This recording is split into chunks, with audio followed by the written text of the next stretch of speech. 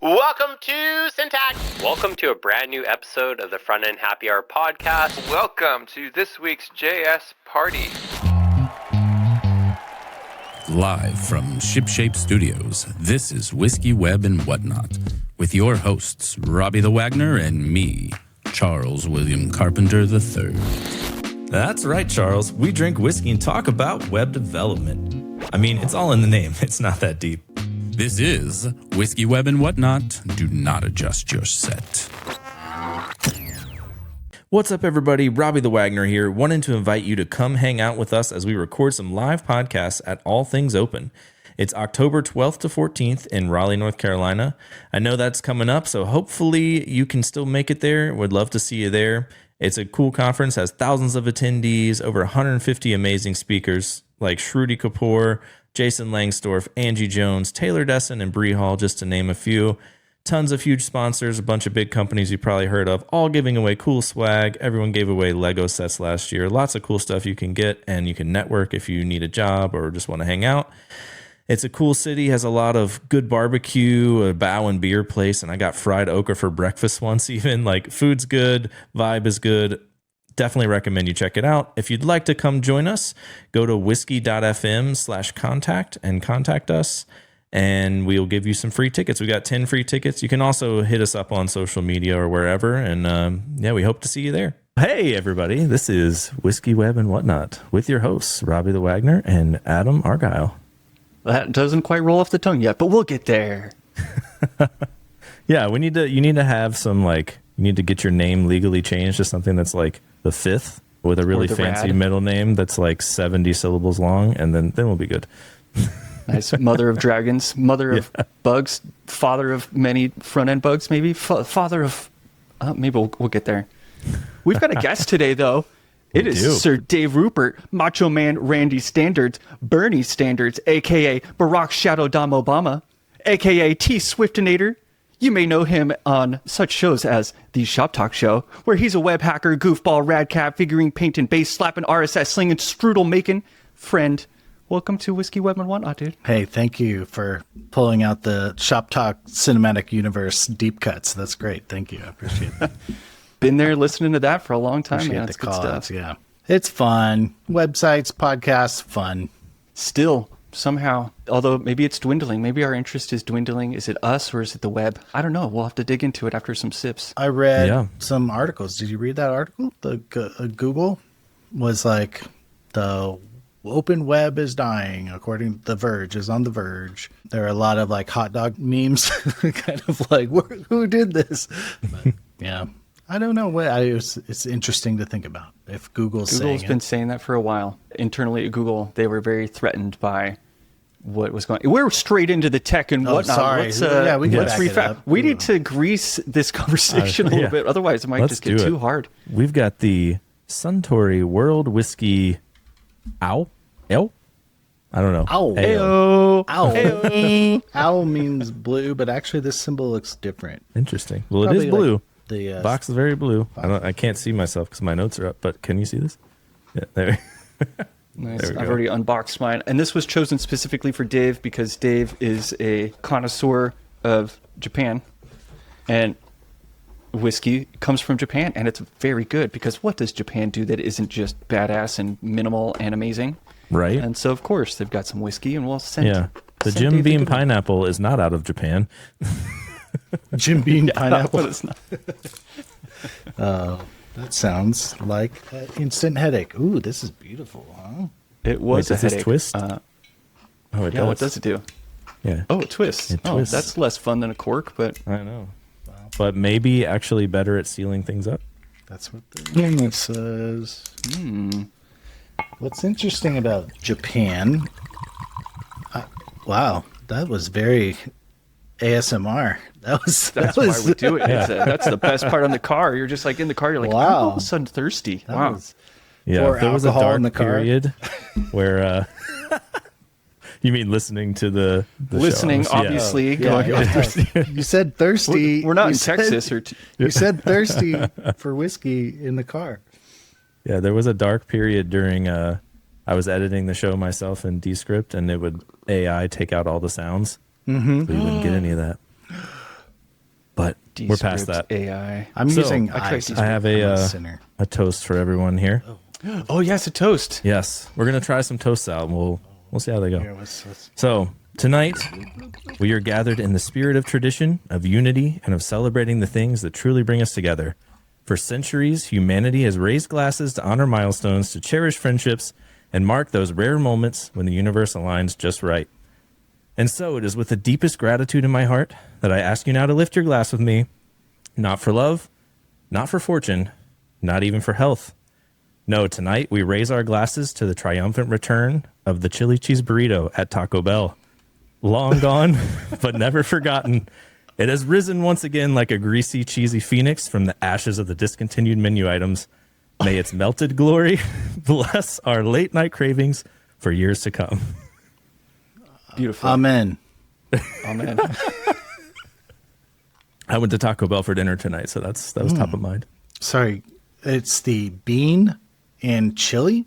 Is that what it? What Chili cheese burrito. chili cheese burrito? It's been gone for a long time. It was out like early 2000s, I think, and I got them all the time, and then it went away. But they would still serve it in like certain spots. Like if you went to the right Taco Bells throughout the country, there was like a tracker. You could go to different ones, but it's back for a while right now. I want to know more, but my first impression is it sounds risky, right? Like, Yes. okay. I'm a fan of the like classic bean and cheese. Get a little onion on there. That's gonna be good. But like chili cheese, that's asking for a little rumble in the tum tum. I feel like. Yeah. It used to go better for me when I was a little bit younger, but now it is a little bit tough on the stomach, but still very delicious. Still good. Could still be good. So Is it like a McRib where it was just your nostalgic memories of it, or like it's top notch, and then you go try it again, you're like, I don't know. Well, I never thought the McRib was all that good, but yeah, no, it actually, I think they made their chili like fresher. Taco Bell growing up, I guess. we can't serve horse meat anymore. Woke. Yeah. Yeah. Like I tasted real spices and stuff tonight, and I was like, it doesn't hit the same, but still pretty good. Oh, I remember in LA, the first time I met a vegetarian, or maybe it was a vegan. You'll correct me here in a second. Anyway, they were eating a taco from Taco Bell, a beef taco. Mm-hmm. And I was like, whoa. And they're like, did you think that was really real meat in there? And I was like, I did. And they were like, nah, it's not real. You should see how they make it. And I'm like, should I see how they make it? And it just curdles on top of some liquid. And then they scoop it and put it in your taco. And it's a soybean or whatever. It's like really like a whey protein soybean. Wow. I still like the tacos, but it's not real meat. So related, have you bought a can of chili before, like for hot dogs? Mm-hmm. Yeah. All of those include zero meat. Check the ingredients next time. They're made of beans or like other stuff. They put like meat flavor or like some meat fat on top or something to give it that meaty taste. But they're just vegetables. Wow. Dang. I was vegetarian in high school because my best friend was vegetarian. Shout out Mike Rice. But I was not really a vegetarian. I was more like a Pringles-atarian. I ate mostly Pringles, only one kind of Pringles. I wasn't smart enough to be a vegetarian, honestly. I think it's a lot of effort to like figure out foods and what goes into foods. That's a lot of work. So I'm out. I was out for other reasons. But my daughter is this week decided to be vegetarian, and I think she's struggling. I'm supporting. We're supporting. But I think she's struggling because it's like, where do you get protein? You don't want to eat anything we suggest. So you don't like tofu, you don't like this, and so I think she's protein like, shakes. Yeah, she would get down on that, but I think she's just kind of like, oh man, I maybe biffed it. So, but our kid does the same thing. Yeah, needs to try when she's a little more food curious. It's a lot easier. How come food curiosity isn't more of a kid attribute? You'd think that like food is good. I've tried so many. There's barely any bad ones. But no, they seem scared all the time. Scared of like a green thing. They're like, oh, just the color of it makes it look gross. And you're like, especially when they spend like the first 5 years of their life putting everything in their mouth. Like, yeah. And you're like, I've seen you like eat dirt and poop, and why are you afraid of like a sandwich I made? So I don't. Yeah, tonight Finn would not eat a cheesy roll up from Taco Bell because he doesn't like melted cheese. He wants shredded cheese that's like cold. And I'm like, bro, you gotta eat something. Yeah, that's big. So funny. My kid will pick weird pieces of looking cheese off of things. And so he'll take this little piece of cheese off the corner or something, then take the bite. I'm like, you didn't do anything. I don't know what you think you modified, you little control freak, but you didn't change your bite at all. Good. You just look like a weirdo. Anyway, but okay, you got to exert his control somewhere. So take it out on that cheese. You win cheese, kid. I'm trying to tell him to do it on the sports field. I'm like, you can't be a bully at home, and you can't control your brother, but you know what you can do? You can go control that ball. And you can be a bully on the field or whatever. Like, go take that ball. It's yours now. Be like, that's mine. And then you can dominate. Dude, this is your chance to dominate and own and control. And then he goes out there all shy. And I'm like, it's your moment, dude. Go kick Did we that. want to talk about this whiskey at all? Or are we going to say yeah. at the end? Let's talk about the whiskey. My first impressions were, I taste 5 different whiskeys in my sip. It's almost like I can taste the bourbon. Do you think it tastes like a blend rye. of Scotch, Irish, Canadian, American, and Japanese whiskey, if you had to guess? I think it does. I may have read the label. It might have influenced my flavoring of it. But as soon as I tasted it, I was like, I can taste the blend. But it's like it was a good blend. I wasn't disappointed. Yeah. I was like, this is kind of the nice notes of many of these different flavors. So that's my... I feel like you're getting the nose of the Scotch, like it's peaty, right? And then you're getting the smoothness of the Canadian syrup. You're getting and their great leadership. It's in the Yeah. whiskey. their competent prime ministership, and then you're getting American like whiskey flavors, a little Japanese sparkle. So Yeah, pretty good. It's I don't know how to classify it because it's a lot of things put together. So comparing it If to it other was a Japanese JavaScript whiskeys, framework, what one would it be? ooh, what would it be? Astro. Astro, Oh, because it combines. You can run like Vue, Svelte. you can run 5 different whiskeys in Astro. It's great. It's pretty good. Or it's mitosis. Do you remember mitosis? No. Did y'all ever try mitosis? No. Well, then I'll briefly describe what it was. Unless you knew what it was. Am I going to mansplain mitosis right now? No, I I'm don't getting know a what head it is. shake. This was the write your component in our mitosis framework functions and language, which looks a hell of a lot like React and Solid. But if you write it in this one special way with our special little thingies, we can create you a Svelte component, a web component, a React component. We'll translate from this component model to any of the others. That was the promise. Mitosis. Interesting. The write once, go everywhere stratagem. Yeah. It's good. Japan's an import culture. It's like my friend Trent Walton, he imports things I do, and then he studies it and then gets better than you at it, that sort of thing. It's like Damn you, Trent. Yeah. Your awesome retro wave. It's like, why are you so good at this? I shouldn't have taught you this. All right. So, I don't know how to categorize it, but we do have a rating system on this show 0 to 8 tentacles, 0 being the worst, 8 being the best, 4 or 5 or whatever being middle of the road because it is technically a 9 tentacled octopus being 0 to 8. Yeah. Array index. Gosh. Yeah. Okay. Yeah. Adam, you want to go first? I will. I'm happy with it, so it's going to be over 5. I'm kind of curious and disappointed it has no solo category. I don't know, and so that's different to me, and it scares me, and so I'm going to give it a 5.5 because it's like you have an average developer instead of a bunch of good developers. Or what's the whole thing? It's like, do you want a baseball team of all-stars or specialists or generalists? And this feels like a sort of, kind of generalist whiskey, but it's good. Yeah. Do you have an opinion, Dave? I like generalists. I'm going to give it a 6.5 at least. Like, this is up there for me. It's just kind of like it's smooth. I don't feel like it's trying to attack me. I don't feel like it's going to, we'll see. I mean, it's more like, how do I feel in the morning is generally how I rate it. I feel good. Okay now. But like, if it's like instant headache in like 2 hours, it dips down to a 0. So I can amend my... That would be Pineapple Jim Beam. Oh, yeah. That one. That was, I know. I kind of was, somebody said it before the show or the intro. And I was like, that one does not sound like a friend. So, Yeah. No.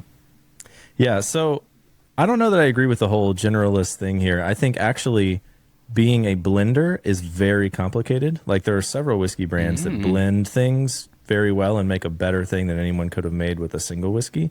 So I'm going to lean into that being a very specific craft, and I'm going to give it a 7. I think it's pretty good. Bitchin'. Nice. Well done, Suntory. Heyo. The bottle has a slight diamond shape to it. Mm-hmm. I do like the cutout. It's nice. That's I didn't even notice. That's the corner shape CSS property they're working on. You know, they want to bevel. You had the bevel. Yeah, you had to traditionally use a clip path and clip your corners to get that look, but they're trying to make it easy on everybody. I had no idea. Yeah, we're getting squircles and super ellipses and square corners and inverted square corners. I don't even know what that one's called. There's all sorts of corner shapes coming, and it's pretty cool. Sci-fi rectangles forever. It's going to be good. All day. Yep, or just old retro 8-bit little cool little corner effects, you know, kind of making that sound like you're focused on it. Mm-hmm. Do we have that effect where it's like, you know, the spectrograph, like 3 RGB kind of outlines that kind of like, you know? Oh, yeah. Are they on my screen behind me? No. I think that's Tempest. Tempest has some kind of effect like that. You were talking about the web declining, and yes, Google had said that because they noticed people weren't searching anymore. So I guess I don't have to worry about this leaking. Yeah, search is like wildly down. People are not searching anymore. I'm sure this isn't a big surprise Google if you ask your going mom. Down right now. Yeah, go sell. But like they're noticing people just ask AI for stuff, and they just trust the answers they're getting. So people aren't researching themselves anymore. So they're doing way less queries. They were already worried before AI that just teenagers weren't searching the web. You know, you ask some young person under 20 and you're like, hey, how do you go find information? They're like, Reddit, TikTok, YouTube. And so that does not include a Google search. And so they've been freaking out. What are we going to do? That's like their bread and butter. The backbone of the whole company is search ads. What are they going to... AMP. So yeah, they're going to do AMP. AMP. We'll rejuvenate the web with this document. That'll fix it. That'll fix it. It didn't fix it. That's the spoiler. Spoiler. It didn't fix it. Yeah, I don't know if you can just patch it at this point. It seems a humongous corpus full of interesting corners. If they had called AMP RSS 3.0, I'd be in. I would have done it. That's cool. But they didn't. That is cool. So they should have just said, hey, it's RSS 3.0. We did it. And I would have been, heck yeah, this is awesome. Is your RSS feed in a rapid decline as well? I don't track that. Do you? Does anyone know? I only can track the vibe. I mean, I've been RSSing for a long time. Haven't changed my sources recently, but when I open it up right now, it is suspiciously a little more quiet than usual. So if I'm going off of vibes, I'm like, there are way less items coming through my RSS feed right now. It's bad. Not gonna lie, it kind of makes me sad. Yeah. Here, I can give you a live total here. I'm 1,000 plus. I brought it down from 3,000 in August, and we're back at 3,000. So just Mark has read everything from The Verge. Yeah, I can't do. Yeah, some of those big publications, I don't even sub anymore. Yeah, you got to be careful. But no, this is a third of it is like other people's likes. You know, like things they liked. A third of it is magazines I call like Kotkey and Front End Masters, CSS Tricks, things like that. I tried Kotkey for a while and I was like, nah. Mm-hmm. I mean, I kind of get the allure, but maybe I just don't have enough time in my news RSS feed to like go through Kotkey's content. But yeah, you don't need. You just can headline it. You know what I mean? So that's the trick too. Is like you don't need to read everything. You can just headline things and pick the ones you want. You know. So. But then the last third of my 3,000 is like personal blogs. And so, which I love, but it's like those take a lot of emotional effort to read because it's like, I want to pay attention to what this person has to say. So it takes me a lot of time to read those. So, yeah, I just don't read. So that's my problem. And that's, I think the problem with search is like kids are like, I ain't reading. Like, yeah. I'll ask some AI model or like watch a video of some guy who read it, who's going to tell me what it said. I'll just trust what he says. Yeah. I mean, that's how I learn a lot of things right now. I'm learning banjo entirely off of YouTube. I study all sorts of things off of spoon-fed information on a video screen where I'm just a little baby. And they just scooping it in and thank you. Yeah, well, some things are better in video. Like, I don't know if I told you this one before, but like I recently learned how to put the string in the weed eater correctly which I never was doing correctly before. I don't know. Yeah. Tried You put it many in times. all the way, really long, seal it all back up, and then you can spin it and it rolls itself back up. I was always trying to roll it in and then like get it to go in and like get it all together without it coming out. I was like, wow, that is so much easier. And yeah, that's a thing that can be communicated through a video way easier than like if you read about it. Well, I have a YouTube addiction too. That's like why my RSS is at like 3,000. So I think it's just, the dopamine hits harder too. We have to kind of recognize brains in this equation. I don't know. I think an article can do that. Like I can read an article or even a GitHub comment, and it's like, wow, okay, that changed kind of my perspective, So whereas like a video, I'm just like 2x fast forward L, like zipping through it, like just trying to get to the meat, like so. What's the L hotkey do? I know the arrows. They tap 10 seconds. They have Vim bindings in YouTube videos, so you can like do like J and L and like speed through the video, like 15-second fast forward. So yeah, they have like Vim bindings in YouTube videos. So surprise! Oh, today I learned. Yeah. Well, anyway, I've been trying to wrangle all this, like trying to like I installed a plugin that only lets me have one YouTube tab open at a time, so I don't like queue up like 40 tabs worth of like a whole. What happens month if you worth of- do though? Do you get smacked? What happens? It just auto closes. Shoot. Oh, Does it command click something? No, doesn't work that way anymore, dude. So it's great, and so it makes me use their like add to queue, and it's like, oh, dude, I queued up like 10 videos about dogs. I don't think I need 10 videos about dogs, but if I had 10 tabs, I'm immune to tabs. You know what I mean? But a to-do list, oh, that sucks. So so I'm like, hoarding tabs feels good. hoarding To-do tabs, lists I'm feel fine. bad. I'm a hoarder. Yeah. More the merrier. I don't care. I'm immune to that feeling. But like a to-do list of like 10 videos I got to watch, brother, that's a lot of work. So that's how I've been coping with it. But I don't know. Watching one at a time also gives me like the native app feel, it's like I'm not like searching. Well, I guess you can like search for a video. I'm not like queuing up a video while I'm watching a video. That's a bad habit. So why do you do that? I don't know. ADHD, unique brains, but Well, yeah, you kind of get bored with one and it spawns a thought that you need to go. Hey, speaking of like kind of getting sidetracked on YouTube, Strudel, man, that's how I found Strudel. love strudel. I don't think Robbie knows what Strudel is. You Like should the show food? him. Pop, Well, open there it is up. a Strudel item that you can eat. Yeah, the Strudel, the music declarative coding language, or is it it's declarative and functional at the same time, but it's a music making coding language. That's okay. kind of badass. I got really hooked on it because I watched this video of someone who's articulating making a song, and they're like, all right, we're going to drop the beat to this, and then we're going to add a little bit of low pass here. Now I'm going to do a little high pass. I'm going to shorten the attack. Let's add an envelope. All right, tight. That sounds tight. Let's put a slider in there. Put the slider in there. They do the slider. It sounds fucking dope. And I'm like, watching them, I'm like, that's exactly what I sound like when I'm coding CSS. I'm like, all right, I'm going to add a box shadow. Got it around the corners on a box shadow. All right, every time you do a box shadow, you need a little semi-transparent border on there. You got to do. And so I'm like listening to them and making all these. Anyway, it resonated with Dave too. And so we've been trying to make songs in Strudel, and it's really fun. It's Nice. cool. See, I'm looking at their REPL. It does seem fun. Oh, here, I'll send you a song, dude. Oh yeah, paste a song, and that's what I can like just about paste it too. you a song. I'll paste Yeah. you a song. Hey, Paste you a want song, to hear man. a song I wrote? Blap. This is great. I don't know. It's coding, but music, and it's fun. I don't know. They have little visualizers and stuff too that make you feel cool like a DJ. But I don't know. Yeah, see, this is great. Like you just smash out a song and you just go. Smash out a song. Yeah, it was fun. I went over to the piano and I was like, what note is that? I was like, oh, it's an E. All right, I guess it's in the second octave set of the E's. All right, I'll start there. Just kind of like built it out. But that one was my attempt at Linkin Park that I pasted in there. So hopefully yeah, you I hear recognize it.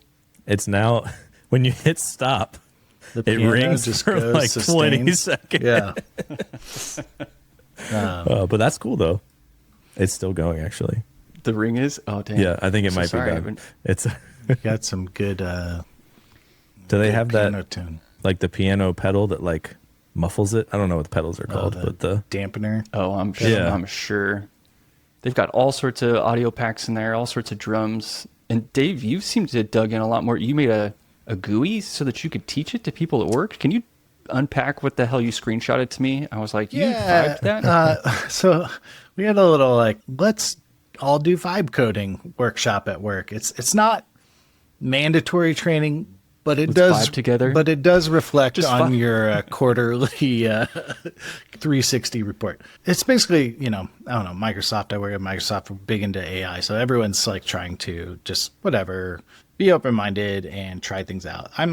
I always like sort of struggle, but I'm like, okay, let's vibe code a thing. So one thing I was like getting into the Strudel, so I was like, let's just try it. And because one thing that I thought would be cool would be like, what if you, instead of like having to remember how to type out all these, what if you had just like a sound bank or like beats, like I want to do like a boom bap beat, or I want to do like some hip hop stuff, or I want to do some, jazz stuff, or like, what is the like hyper pop anime, like, like that sort of stuff. That would be fun. Like to just be like, oh, let me start here with a bass, so I asked the vibe coding machine, what was I, Copilot, I think, on this one, just like, can you make me a Strudel app that does this, has like sounds or samples or snippets kind of in a bank, and can I add my own? You know what? It did okay. It built me like a little version of the Strudel REPL on my like local website. It had a sound bank so I could click a button and get some sounds. It also added a bunch of UI that didn't work. Wasn't hooked up to anything. Just made up some buttons and sliders that did nothing. That's okay, fine, sure. But it could only like play one sound at a time. And I like tried like 5 different ways to be like, let's play multiple sounds or I'll fire you, and it just didn't like,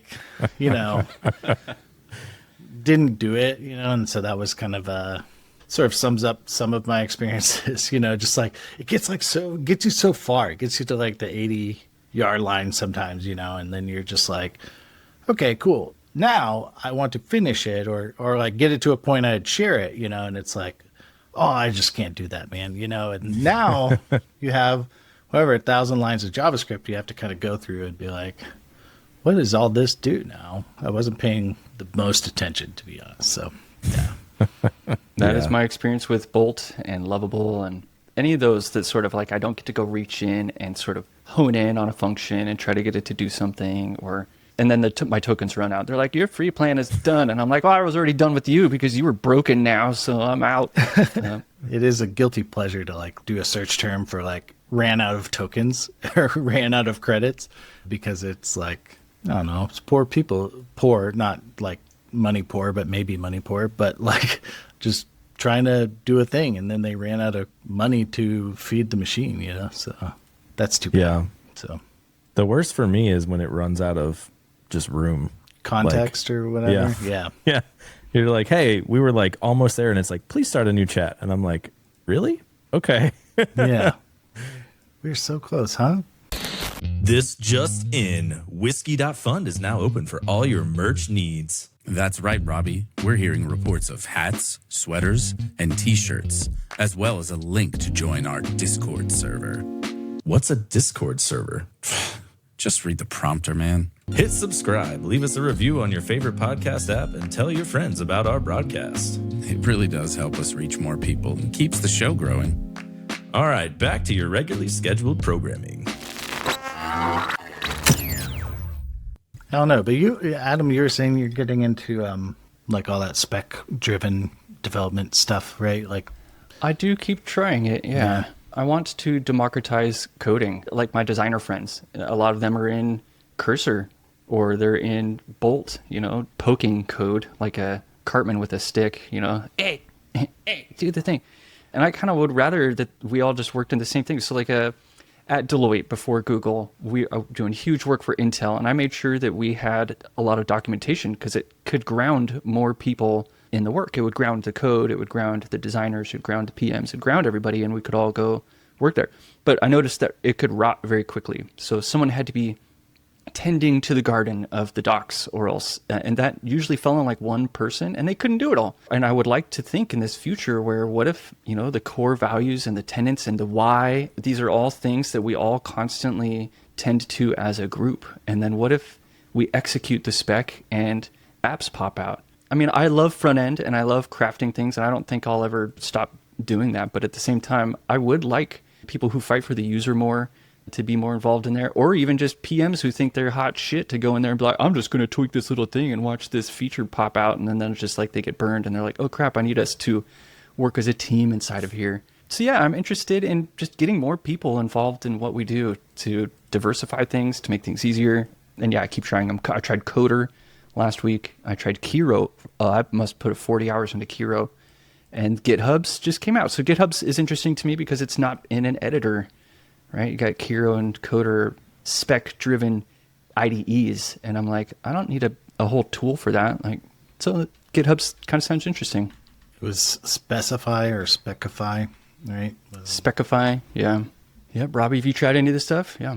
I haven't tried any of them, but I think there's something to be said for like a PM or whoever being like, the users need XYZ, and like I in my brain understand what that is, but like trying to get it from their brain to a designer to a dev and getting like the end feature out might not be exactly what they wanted. So giving them a way to be like, hey, here's like, yeah, you might throw away all the code, but like here's how it should look and work. If they can describe all that and like get a thing that you can click around on, I think that gives everyone a better starting point to build off of. Have you all ever worked in a golden screenshot workflow where like it's like TDD, but for visual regressions, where the components get screenshotted and at a certain point that screenshot becomes the golden screenshot. So if the component changes and it takes a new screenshot through Puppeteer or whatever, and it goes to compare it to the golden one, and there's a delta, it's like PR can't merge. There's something unapproved. Either that or this new screenshot needs to become the golden one. Mm-hmm. Either of y'all worked in a scenario like that? Yeah, I have a visual regression test. I made it very mad yesterday. Yeah, very familiar. Awesome. I wonder if those can merge with the spec so that we have a visual with written and sort of kind of create this little spec package. I don't know. It would be cool. I mean, that stuff would be cool. Just kind of like these, like, hey, whoa, you messed it up. Now you need human in the loop or something. I don't know if I found like my way of doing it yet. You know, does that make sense? Like, I feel uneducated, but a lot of my work is very deterministic, right? Like I've been 14 months on a token system for design tokens and stuff like that.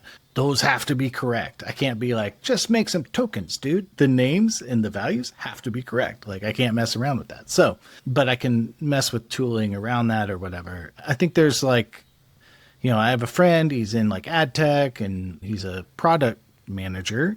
You know, he's like, oh, they want us to build this feature, you know, but, and he's like, you know, usually in the olden times, like 2 years ago, he would have had to like go hire a whole team, 7 people or whatever, and build this whole thing just to see if an idea works, you know, because everyone else is busy, you know, and now him and like a senior developer or one or two can kind of like build an idea and see if it's good and, you know, see if it integrates into the product and makes sense and test it with users or whatever before ever going out. And so and there's situations like that where I'm like, okay, cool. Like that's better than maybe like a hire fire situation. That's maybe better than letting small teams become more powerful. I think is very cool, you know, achieve ideas, right? Like to get to an evaluation point, you know. I think where it gets twisted is like, wow, that was so successful. We don't need these other dudes. You know, that's where it's like, oh, yikes. I don't know if we're seeing that fully yet or at all. I've read some studies that it's like actually not really impacting numbers, but then you hear. I was going to bring that up too, because the article says if it's so much easier to build all these apps, where's the flood of new apps? And I liked that assertion, but my retort is basically just what you described, which is, well, I'm failing faster on the sidelines. I'm not shipping more apps because I'm finding a lot of my ideas were stupid faster, and so I'm just not shipping them. And I think that's pretty good. You know, quick to a crappy prototype. That's great. Yeah. I mean, you could think of it as like how do you get good at baseball, right? It's like it's number of times you get to the plate, right? Like you don't get good sitting on the bench. And so, you know, for me, it's like I can write apps. I could vibe code an app, I'm sure, completely. But like, honestly, what stops me is the mental overhead. I'm like, oh, I have to like get an app store license. I'm out. You know, set up a domain. I don't want to do that. You know, like, so it's just this, it's not even technical. Well, a little bit, but it's just like the mental overhead. Oh, I gotta like make a graphic for it. Ugh, dude, I'm so out. Like I just, I got to do marketing. I got to do a tweet. Oh, dude, I'm out. Like it's the overhead. So I don't know if you got like more times at the plate and you're like, cool, this is actually a good one, a good idea. Like you're saying, Adam, maybe that's cool. I don't know. But I also reserve the right to change my mind. Check that out, Internet. Oh, yeah. I can change my mind.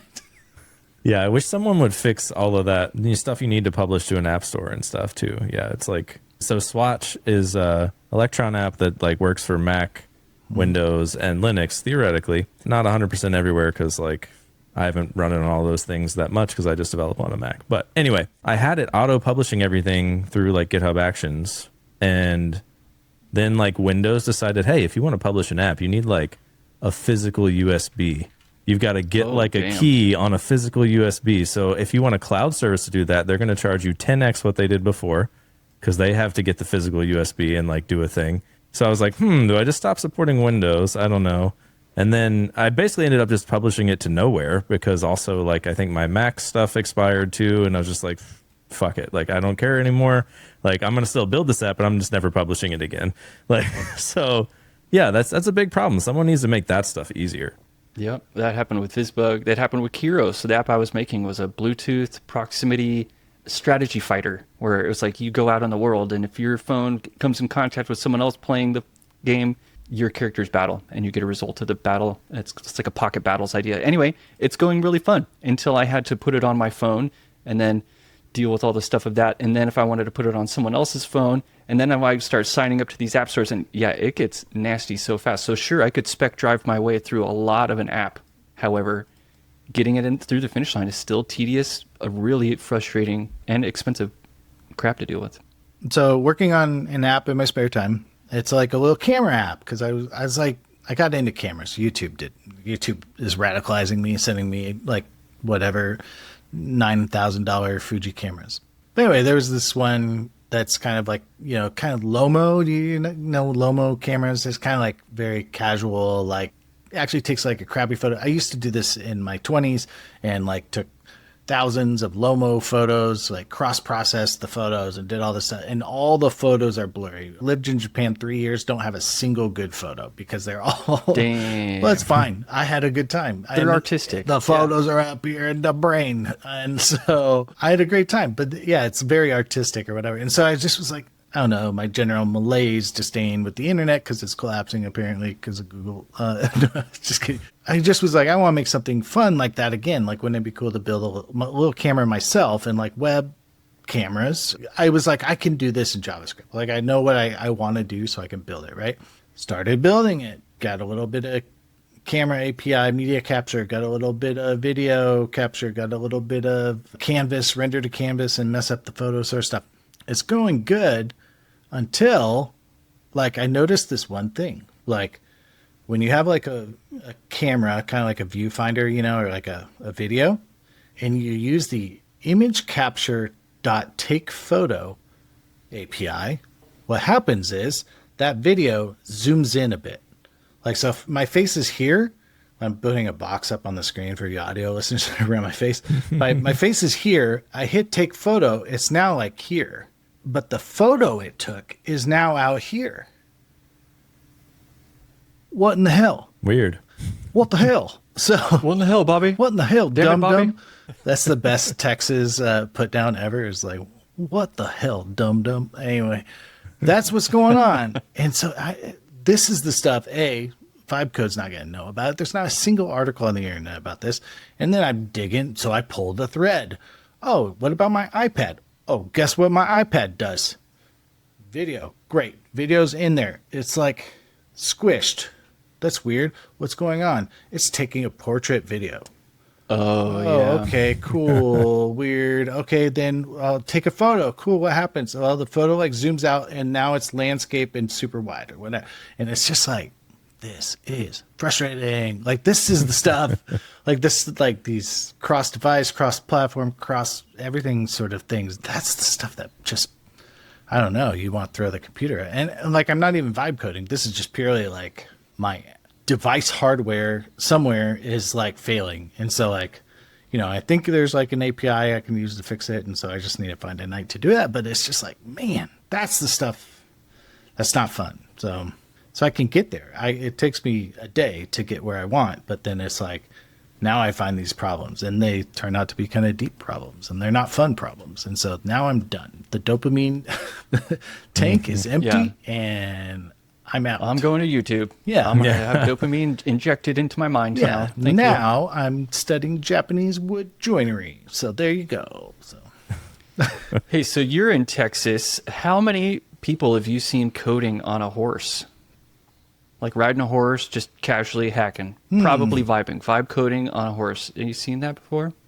No, but my friend JB, who we hired to do photos for websites, he rides a horse around. So he rides a horse around town. So that's cool. I mean, horses are cool. I'm just like coding on a horse seems really problematic. How are you typing? You would have to be using Vim, I think, because using a mouse would be hard on a horse. Yeah. Yeah. Using a mouse would be hard. You could have like one of those cool cyberdeck things, like a little handheld Game Boy computer kind of thing. Oh yeah. You could have it like I'm making fun of the warp video. If anyone doesn't know what I'm making fun of, but he's like on a horse talking about warp, but he shows some like a real looking cowboy with a laptop like on a chest harness. So he's got like these shoulder straps, and then it's almost like the table sits on his belly or whatever, and there's the laptop. The laptop's there, and he's got gloves on, and he's on a horse, and he's supposed to be vibe coding, I guess. And I'm like, he's got gloves on. I don't know. Maybe he didn't have gloves on, but it was just the funniest thing I've seen. Voice mode, or does it not? It does have voice dictation, which that's a good. Have you done that? That's supposed to be the next gen thing too. Is vibe with your voice? No. I would try it, but I just feel like that my voice is not. I'm not quick enough. I'm having problems with my brain right now trying to articulate it to you. I'm better at putting it down, typing it, than saying it. I would just have to keep like editing what I was saying versus like typing a thing that I'm happy with and then hitting enter. Yep, same. Yeah, the editing seems, it's just hard. Yeah, I don't know. It'd be cool to do a hybrid. Like I'm typing and then I go curly brace and then I go and then auto injects it and that puts me to the next line. That'd be fun, but I don't know. Nice. I think some voice dictations allow you to sort of like go back into your sentence and rephrase, but I don't know. I'm not a pro. I don't use it. That's another thing to learn, though. I don't need to learn that. I just want to type. That's true. A whole new UI. And yeah, sometimes typing is so powerful. That's kind of why it's fun. It's like all these characters. You're just like, I made a bunch of characters and I deleted them, and that's fun. It's cool. We have both, though. I don't know. And the dictation stuff has gotten better. So has gotten a lot better. Yeah. I think it would be a cool thing to like start getting kids interested in coding. Just be like, hey, you just talk to this and tell it what kind of app you want. And like, maybe sometimes it spits out an app and you're like, oh, that's pretty cool. That is cool. I've been like trying to decide how much of that to do with my kids, because we're in Pico 8. And so we're writing Lua. They do a lot of Scratch and they're happy with like visual coding systems. And so I'm like, I don't know if I need to show them Bolt yet, but we did try it a few weeks ago. We bolted because they're learning to type. And I was like, let's make a typing game where you raise a Tamagotchi while you type in it. And then we tried one other game, I think, too. It's like trying to gamify typing through asking this thing to code it. And it's kind of fun. They were interested. My son is taking, was taking a how to make websites class at his middle school. And, we went to meet the teacher night. He ended up getting transferred out of the class. I'm going to spoil that part. But just we're like, oh no, you don't have a PE class, psych. So they changed this whole thing. We're at meet the teacher, and his teacher, she's like, I haven't done this for like 10 years, but we're gonna do something cool, and I just was like panic gripping the chair, like, oh no, what do you? Is that what I want to hear? And I think there's another like mom and dad, like a couple who are both in tech. They're just like, can we get a syllabus? So I just was like, hot take. Maybe teaching them old stuff would then make them want to learn, instead of just like everybody gets taught React right now, and then they just use it and never learn anything. So like, all right, we're gonna do COBOL, so we're building with, and then then you're gonna learn something else later because you're like, oh, I kind of learned to code and like that was fun, and now I'll look up what I should actually use now. Yeah, she mentioned something like power apps, like Adobe Power Apps or something. I don't know, Microsoft Biz Never even Power heard Apps. Yeah, I know, right? And I just was like, oh, I don't think I like that. Yeah, red flags flying. Yeah. Stay cool, Rup. Stay cool. Don't teach the class. Don't teach the class. You don't need more to do. Oh, that's happening at robotics at our school. Like I've been teaching my kid robotics, just like Spike, like Lego robotics, and it's been really fun. And so then he goes to the classes and he's smoking everybody. He's like basically teaching everyone else. And then they're like, "Where'd you learn that?" He goes, "My dad." And so they come to me and they're like, "Hey, you seem to be good at robotics. Do you want to come teach the class?" Oh, you and I'm like, volunteered. read. I'm like, no, I don't have time for anything in my life, let alone like create and administer this class. I'm so sorry. I'd be great, but no. Yeah, I would be good at this. Thank you. But I'm not. Yep. Yeah, if I had time, which I don't think I ever will again, I'd like to teach a class. Sounds fun, but yeah, I'm never gonna have time for that. Yeah, you got 15 or so more years of no more time. Yep. Dave's ahead of us, though. Yeah, I'm ahead. But yeah. Hopefully the old moneymakers hold up. That's the old... Or just tech industry holds up. Yeah, we'll see. every Good. industry. Yeah. Must stay hired. Yeah, if you guys want to start a pressure washing company, let me know because I'd be into that. Nice. Mine is my fantasy rage quit is a contractor, like home builder contractor, or remodeling, where I show up on time, novel concept, Brilliant. and I also tell you what I'm gonna do. Like I literally have put up a Kanban in the house, and I just tell you what I gotta do, tell you what I'm gonna do, and then I show up on time. And that's So what do you do? What do you do then? All right, if you got this project going, and someone else goes, "Hey, I got $2 million. I want to build an insanely awesome house. Mm-hmm. Can you come work for me?" Do you tell them no, or do you take it on? Oh, I take it on. I hurt myself big time. Well- And then I call somebody I know who is also formerly employed in tech, and I say, "Check this out, dude. I got the biggest grift." So that's how it works out. That's why they're not on time and they can't tell you what they're doing and they're never there because they're like Always working like frying 20 bigger jobs, fish, being yeah. like, yeah. Yeah. No, I understand that. And it's like, but I think that's it too. It's like, just tell me, or I'll tell people. I'll say like, "Oh, and by the way, if somebody comes along and pays me double what you're paying me, I go work for them for a day or two, or whatever." Yeah. I don't know. Like, Yeah. Oh, this is the South Park episode. Y'all are literally explaining this. Have you seen this episode? no, is it good? I want to. Oh my goodness, it's one of my favorite episodes. Okay, so I'll jump to the end, which is the people who, handymen, become the next Jeff Bezoses and Elon Musks. They have all the money in the world. Because it starts, you're in Randy's kitchen and his stove door won't stay up or it crashes down or something. So anyway, he calls the handyman and handyman shows up. He's got missing teeth. He's got this little leather belt and he's like, "Yeah, you got yourself a little busted up little oven there. I can fix it. Saturday for $500. Yeah. And they're like, $500 and next week, pretty much? Like, what the heck? And it's like, well, your neighbor down the street, they've got this problem and they're paying me $1,000 to do it. And all of a sudden, you have this competition happening for handymen. Yeah. And it gets so extraordinary that eventually, halfway through the episode, the Home Depot is shown. And under the Home Depot sign are therapists, front-end web developers, designers, lawyers.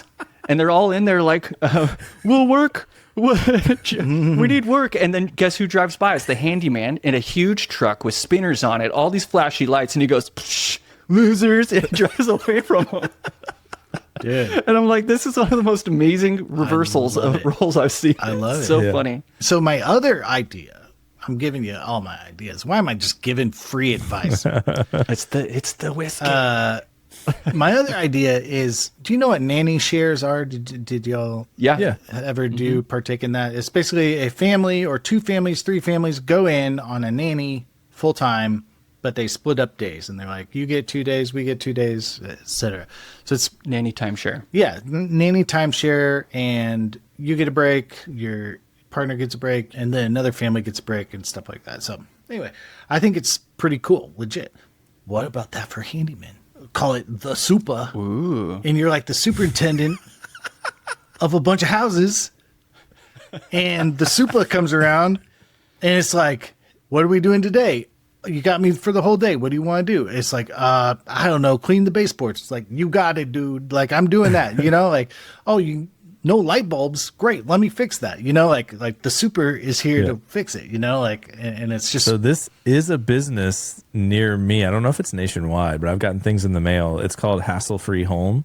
Okay. And they're like, we'll do 4 hours per quarter or something of whatever handyman stuff you need. Flushing your water heater, fixing your attic fan, cleaning out your dishwasher, like electric work, plumbing, whatever. Like, and it's so you're slowly like getting a little bit of your list done. And dude, I very love similar. that. If you read all the manuals for all your crud in your house, like your dishwasher, whatever, your stove, your air conditioner, dude, it's 10 full-time jobs. It's like, you gotta like every month you gotta replace the filter. Every month you gotta like purge out the water heater. Every month you gotta like clean, do a dishwash clean. Dude, what if that was just like automated or like automated as in a human does it? But like I offload that to somebody. That would be great. Oh, man. And they just rip through a checklist. They're like, yeah, dude, pay me to do this. And then your house like doesn't fall apart because like all this stuff got done. Maintenance happened, The little bleach you got to pour down the AC things because it builds like a jelly. Yeah. Disgusting. What? Yeah. Oh, you don't have ACs up there. Yeah, I learned about that. It overflowed, and I poured bleach down there, and it's still not working. So I gave it a aspirated bleach all over my eyeballs. Not great for old Dave Rupert. Yeah. It was a spicy evening. Yeah, they have a new thing that I saw at Home Depot that is automatic cleaner for that. It's like this little thing that like has a little line and it drips like something like bleach, I guess, into it. So you just never have to do that yourself again. It's like $100 or something, and it's automated. See, yeah. I got a bug guy, like things like that. Like, could you like just, like quarterly service, So not a bad idea. The super. Yeah. I think that's a great name. Yeah. The superintendent of your house. Then they give me a share of their house when they sell it. So that's a clause. Dave, you were giving Storybook a shout out today somewhere. I think Blue Sky. Why? What happened? What'd they do? I work on design systems. Storybook. I use it every day. We're on Storybook 8, I think, but I think we've like started. I've seen it from 6. Does that make sense? Like 6 and then 7 and then 8. Storybook has a rough history, I would say. I don't know. It's kind of like the tool for design systems. Like you're able to, I think Brad Frost calls it a workshop, it's like where you build your components. But they've been going through this big initiative over the last like 4 versions. They're on 9 now, and 10's coming out, or 8 and 9. Anyway, they've been on this big journey to reduce dependencies. Like basically take it from like 1,000 Tangled Rat King of dependencies down to something like under 20 or something like that. So it's getting better. It's getting faster. Like I could pull up current storybooks that are on Storybook 7, Storybook 8, and then the Storybook 9 and show like the difference. Like it just zips so much faster. So I just wanted to call it out. Like, hey, these people are like working on this, and it's pretty thankless work to like, here's a free product. Everyone use it. They have a paid product, Chromatic does, which adds like visual regression testing, things like that we were talking about earlier. But like, I don't know, just when you use software and it gets better, like we should celebrate that, like versus like the like software just always turning bad and always growing and always getting crappy. Like Robbie and I were talking about that. Riverside. Looking at you, Riverside. Hey, I like Riverside. But like imagine like if it gets better, don't you feel better about it, right? Like you like it more. You're like, my build my own storybook-o-meter is like going down, and that's cool, right? Like I don't have to rebuild Storybook because I'm frustrated, and so it's getting better. I think it's also, I have my niche gripes. Like I think they should build it with web components instead, because it's like style encapsulation would be so much better. It's hard to put web components in there. They make you do so much manual work. They're like, oh, did you use a framework? We got your back. We'll discover shit. And they're like, oh, using web components? You better handhold us through this entire thing. Yeah. They have a web components version, but it's sort of lit centric, which is cool because I like lit. But for work, I have to use Fast, which is Microsoft like Element. How many A's are in that again? Just one. Oh, okay. I thought it was 2 for some reason. Was this like an AI question where like how many bees are in blueberry? I'm like, No, but that shit is so funny. And I asked a cursor to count to 100. I was like, count to 100. And it goes 1, 2, 3, 4. I'm like, no, 1 at a time. And it literally goes 1 and ended the conversation. And I was like, confirmed. bailed. You don't have memory about where you're coming from, do you? Yeah. I'm out of here. That's fine. Bail at the first. What is it? Hit the bricks? Hit the bricks. The share zone. Hit the bricks. So anyway, there's like niche things about web components, but I just think in general, when you are inspecting your component in Storybook, it's like 50, 500 divs down. And then, it's a bunch of robo classes from emotion, right? React emotion. And there's some vibes there. When you work in web components, there's some vibes there. That's what I'd say, but even there's some style leaks into it. Like the parent iframe is now leaking styles into it. So what is really good at not leaking styles? Shadow DOM. Shadow DOM. A little too good, to be honest. But A little too good. I mean, that's the kind of bummer. You're like, oh, sweet, I've encapsulated them. And then you're like, That's not what I want. I need to bring in a lot now. Oh, geez. No encapsulation.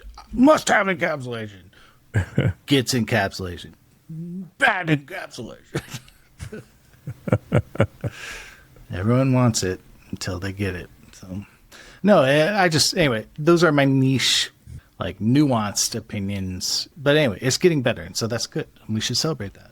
Yay, software. So, like, what's the last thing you used? How dare you be happy and positive on the internet? Come on, don't you know that's not successful? That probably got 0. sorry. That got negative That's likes. not engagement People bait, hit the hate button. Yeah, that's not engagement bait. You said something sweet and nice. Come on. It's not going to work. React sucks.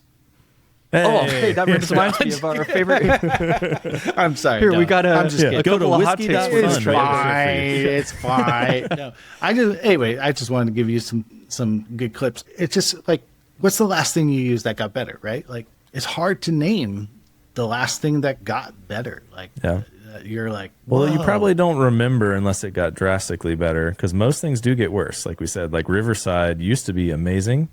Not that it's not still amazing, but they're trying to do too much now. I never had any bugs, any crashes, any problems, nothing until they started adding a ton more features, and now it has all of that. So, I'm trying to think of something that got better. Well, Obsidian. Do you know Obsidian? I don't use preach it, you but the I know good of it. news about Obsidian? It's definitely not a cult. Why'd you say that? That's ridiculous. I thought it was a mind map. Yeah. So Notion is great. I love Notion. Loved it.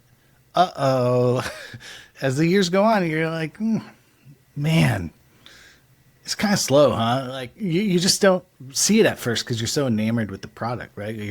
But like, man, I'm on Obsidian, boom, instant. They launched this new bases feature, like databases, like Notion, instant. I don't know how they do it. Well, they do. It's markdown files backed by SQLite. That's cool. So like, very simple, very awesome. Like syncs, and it's wonderful. It got better. It's good, and I like that I used it. So that's another example of like, oh, that's it's different software, but it's like I'm seeing how it can get better. So we just started using Notion for this podcast, plan everything, because when I was researching, Obsidian was like, yeah, you can't use this with multiple people. Like, it's mainly for one person. Not great at multiplayer. We use Notion for Shop Talk because it's like good multiplayer. Use it for my old startup Luro. So I think the multiplayer of Notion is better. Yeah. Yeah, because I was going to try it out. I thought we had a good use case for it, but then they told me no, so I didn't do it. I want to try it. I should try it, just for personal stuff at least. It's good for I should try it again. Personal, hyper local first.